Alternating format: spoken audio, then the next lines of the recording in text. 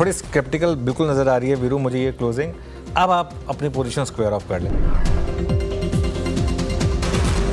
अब मैं एक व्यू ले रहा हूँ कि एक हमने बहुत अच्छा मूव देख लिया, एक्सपायरी हो गई, अब प्रॉफिट बुक कर लें। निफ्टी बैंक निफ्टी दोनों में प्रॉफिट बुक कर लें। मार्केट डाइसी हो रहा है, एक जियोपॉलिटिकल रिस्क, थोड़ा सा थकावट के भी संकेत हैं, पर एक जियोपॉलिटिकल रिस्क ओपन ज़रूर हो रहा है। ओके चलिए, थोड़ा सा जियोपॉलिटिकल रिस्क, हालांकि रिकवरी आ गई है मार्केट में, लेकिन एक बार के तो लोअर लेवल पर बहुत बड़ी गिरावट देखने को मिली थी। Veeru Shreya, good afternoon. Show की शुरुआत करेंगे अब, और बाज़ार में क्या हुआ देखिए आज। मैं इसे एक छोटी करेक्शन का नाम दे रहा हूँ, हालांकि ये मैं इसलिए नहीं कह रहा हूँ क्योंकि लोअर लेवल से रिकवरी आई है। छोटी करेक्शन इसलिए कह रहा हूँ क्योंकि ये एक जियोपॉलिटिकल करेक्शन है, सिर्फ भारत से स्पेसिफिक इस करेक्शन को आप जोड़ के देखें। ग्लोबल क्यूज़ काफ़ी शानदार थे, सुबह गैप अप भी हुआ, लेकिन geopolitical correction normally buying opportunity होती है, और देखिए लोअर लेवल से बाइंग आ भी रही है, लेकिन चुनिंदा शेयरों को ही फोकस में रखें। दो चीज़ें अच्छी हुई हैं, एक तो निफ्टी ने 23,800 बचाया, आजकल वो 23,850 था। आई थिंक हमने पिछले हफ्ते एक बात की थी कि 23,800 निफ्टी का नया बेस है। बैंक निफ्टी ने 54,200 बचाया, तो दोनों इंडेक्स ने अपने बेस को बेसिकली बचाया यहाँ पर। ये एक बहुत बड़ा पॉजिटिव है, और अब जब तक आप 23,800 54,200 के ऊपर हैं तब तक टेंशन लेने की कोई ज़रूरत नहीं है। हाँ, ये ज़रूर है कि अब आप चाहें तो फ्रेश व्यू लेना शुरू कर सकते हैं इस मार्केट पर। IT, pharma, defence, I think ये 3-4 सेक्टर्स हैं जहाँ पर आप चाहें तो फोकस कर सकते हैं। आगे बढ़ते हैं फिर शो में। Veeru Shreya, good afternoon. Good afternoon. बिल्कुल शानदार रिकवरी निचले स्तरों से आज मार्केट में देखने को मिली है, और ये रिकवरी बढ़ती जा रही है। देखते हैं कि 1.5 घंटे में कैसी चाल देखने को मिलती है बाजार में। मार्केट पे आऊँ उससे पहले सर, सुबह व्यूअर्स ने आपको काफ़ी ज़्यादा मिस किया। मतलब मैं सोशल मीडिया से जुड़ी रहती हूँ, काफ़ी ज़्यादा सवाल कि अनुज सर कहाँ हैं, कहाँ थे सर आप सुबह? नहीं देखिए श्रेया, सबसे पहले तो मैं व्यूअर से माफ़ी चाहूँगा क्योंकि आज एक बहुत इंपॉर्टेंट दिन था। मुझे पता था कि आज बहुत इंपॉर्टेंट दिन है और मुझे होना चाहिए था। अगर मैं नहीं था तो भी मैं सुबह एटलीस्ट वर्चुअली नॉर्मली जुड़ जाता हूँ। जब भी कभी ऐसा कुछ होता है तो मैं सुबह 8 बजे नॉर्मली वर्चुअली जुड़ जाता हूँ। आज मैं नहीं कर पाया, और वो इसलिए क्योंकि आज मेरी बेटी का स्कूल में एक फंक्शन था, और वो ठीक 8 बजे शुरू होना था। ठीक 8 बजे से लेकर 11 बजे तक वो था। तो इसके लिए आई थिंक वो सिर्फ एक रीज़न है, अदरवाइज़ मैं मिस नहीं करता। स्पेशली आज जैसा दिन मैं मिस नहीं करता, लेकिन वो मुझे मेरी बेटी के स्कूल जाना था, तो वो जैसे कहते हैं कि वो नहीं, आपकी प्रेजेंस उतनी ज़रूरी वहाँ पे भी थी, टॉप मोस्ट प्रायोरिटी बिल्कुल सर। लेकिन मार्केट पे अगर देखें जिस तरीके से रिकवरी देखने को मिली, हालांकि भारत और पाकिस्तान में जिस तरीके का तनाव है, तो टेंशन तो है, सेंटिमेंट कहीं ना कहीं तो बिगड़े हैं, वीकेंड भी है, क्या कुछ डेवलपमेंट हो सकते हैं उस पर भी नजरें रहेंगी। ऐसे में अब क्या स्ट्रैटेजी अपनाए, टेक्सचर लेवल्स क्या इंपॉर्टेंट होंगे? बिल्कुल, देखिए श्रेया, मार्केट ने टेक्निकल लेवल्स हिट किए, वहाँ से मार्केट ने थोड़ी प्रॉफिट बुकिंग दिखाई। आई थिंक 24,500 तक हम निफ्टी पर गए, 56,000 तक हम बैंक निफ्टी पर गए, वहाँ से प्रॉफिट बुकिंग आई। आज का लो अब सिग्निफिकेंट बन गया।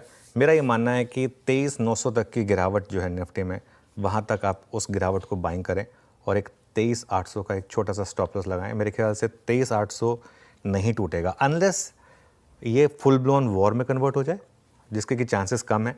अनलेस ये उसमें कन्वर्ट हो जाए तब तक 23,800 मेरे ख्याल से बचा रहेगा।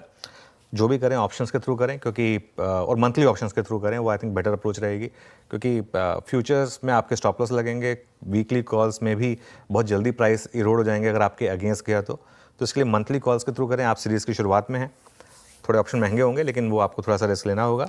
अभी भी इस बाज़ार को शॉर्ट करने की सलाह नहीं है मेरी। मैं अभी भी कहूँगा कि मार्केट का टेक्सचर अभी भी बहुत फर्म है, एक बुल मार्केट करेक्शन है, और जैसा मैंने हेडलाइन में भी कहा और या अपनी ओपनिंग कमेंट्री में भी कहा कि या तो फिर आप आईटी, डिफेंस और फार्मा, इन सेक्टर्स का चुनाव कर लें अगर आप निफ्टी नहीं कर सकते हैं तो। बैंक निफ्टी की जहाँ तक बात है, देखिए 56,000 का हमारा लॉजिकल टारगेट हिट करके नीचे आया। हाँ, ऊपर के 58,000 और 60,000 के टारगेट अभी भी इंटैक्ट हैं, लेकिन वो तब जब 54,200 बच रहा है। तो क्लोजिंग बेसिस पर अगर 54,200 इंटैक्ट है, आज भी 54,200 से हम घूमें, जो प्रीवियस ऑल टाइम हाई था 54,200 का, बेसिकली अब वो मार्केट के लिए सपोर्ट का काम करेगा, जो रेजिस्टेंस था। तो एक तरीके से मार्केट ने आज एक बहुत क्रूशियल लेवल्स टेस्ट करें दोनों पर, निफ्टी पर और बैंक निफ्टी पर। जो हमारे बेस लेवल्स थे उनको टेस्ट किया मार्केट ने, और वहाँ से रिकवरी दिखाई है। अब क्लोजिंग देखते हैं कहाँ होती है। अगर ये क्लोजिंग में और रिकवरी आ गई है, यहाँ पर भी हम बंद हो गए, तो क्लोज ठीक ठाक मानी जाएगी। वीरू के पास चलते हैं और जानते हैं कि आज स्टॉक स्पेसिफिक एक्शन कैसा रहा। सीरीज़ का पहला दिन है। वीरू, गुड आफ्टरनून, बताइए। गुड आफ्टरनून अनुज।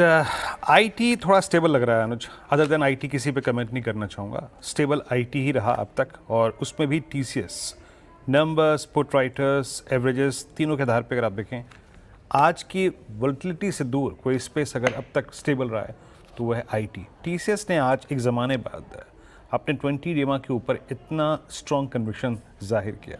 3443 जरा प्लीज़ एक बार लिखे आइएगा स्क्रीन पे इसका ओ एडिशन। आईटी के सिवा कुछ नहीं अनुज।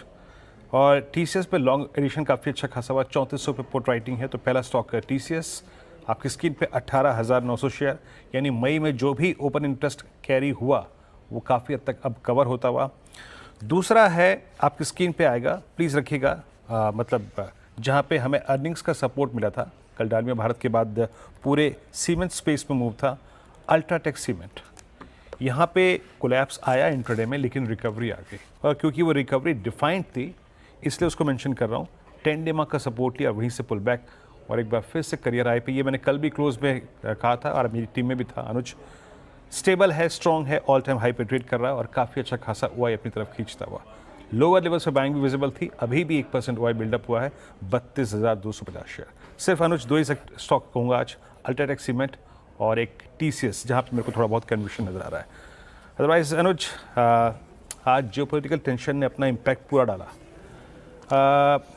अब सिंस एक वीकेंड खड़ा है हमारे सामने, और भारत ने जैसे कहा भी है कि हम अपने रणनीति के मुताबिक वक्त का, जगह का चुनाव खुद ही करेंगे। कैसे हैंडल करें इसका कमेंट को? बिल्कुल, देखिए पहली बात तो वीरू, जैसा आप कह रहे हैं कि वीकेंड खड़ा है, और आपको अब ये देखना होगा कि क्या न्यूज़ फ्लो आता है। ओपन पोजीशंस मत छोड़ के जाइए इस मार्केट में, क्योंकि मार्केट में अब गैप्स के रिस्क रहेंगे, और ये एक बहुत बड़ा रिस्क रहेगा। And having said all of that, fact ये है कि आज मार्केट ने टेक्निकली निफ्टी ने लोअर लो बनाया है, तो उसको आप इग्नोर नहीं कर सकते। और अगर आपको पोजीशन लेनी है तो मेरे ख्याल से रिलेटिव स्ट्रेंथ में रहिए, जो इस समय सिर्फ आईटी और फार्मा में है, और वहाँ पर आप चाहें तो पोजीशन ले सकते हैं, क्योंकि ग्लोबल मार्केट स्टेबल हो गए हैं।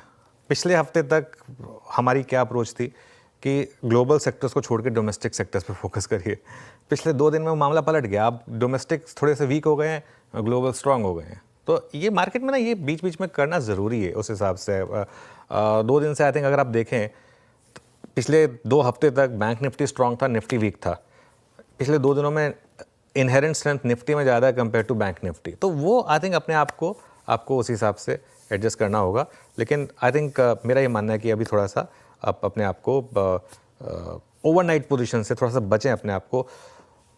अगले दिन मार्केट आपको इनफ मौके देगी, चाहे गैप अप हो या ना हो। आज भी गैप अप हुआ क्या, फेल ही हो गया ना वो गैप अप। तो खैर एनीवे, ऐसा मुझे लगता नहीं कि मंडे को कोई ऐसा आपका कोई बहुत बड़ा ट्रेड मिस हो जाएगा अगर आज आप कुछ कैरी नहीं करेंगे। तो फटाफट ट्रेंडिंग स्टॉक डिस्कस कर लेते हैं, फिर आगे बढ़ेंगे शो में। क्या बिल्कुल, लेकिन उससे पहले एक सवाल सर, हालांकि आपने डिस्कस भी किया थोड़ा कि आईटी और फार्मा में रिलेटिवली स्ट्रेंथ नज़र आ रही है। आज के सेशन में भी देखिए आप, आईटी नहीं हिला अपनी जगह से। जहां सब जगह बिकवाली आईटी ग्रीन ट्रेड कर रहा था, उसके बाद बढ़ोतरी देखने को ही मिली। और स्टॉक स्पेसिफिक भी बात देखिए, एम्फेसिस, कोफोर्ज, परसिस्टेंट, सभी में अच्छी खासी तेजी। आईटी को लेकर अब क्या रुख है आपका? आई थिंक थोड़ा और अपटेक बाकी है आईटी में। 31,000 का 52 वीक लो था, वहाँ से रैली की शुरुआत हुई थी। मेरा ये मानना है कि और 5-6% का मूव आईटी में बाकी है। लेकिन उसके बाद अगर यूएस में रिसेशन का रिस्क बढ़ा तो मुझे लग रहा है कि उसके बाद शायद एक और डाउनटेक बाकी हो। इसमें आप ये चीज़ समझ लीजिए कि हर कोई पोजीशन था बहुत ख़राब आईटी नंबर के लिए। हर कोई पोजीशन था कि कंपनियां गाइडेंस ही नहीं देंगी। हर कोई पोजीशन था कंपनियां ये आकर बोलेंगी कि सब कुछ ख़राब है। ऐसा कुछ नहीं हुआ, कंपनियों ने आके सबने बोला कि नहीं अब तक तो मामला ठीक ठाक है। तो आई थिंक ये एक फैक्टर रहेगा। चलिए ट्रेंडिंग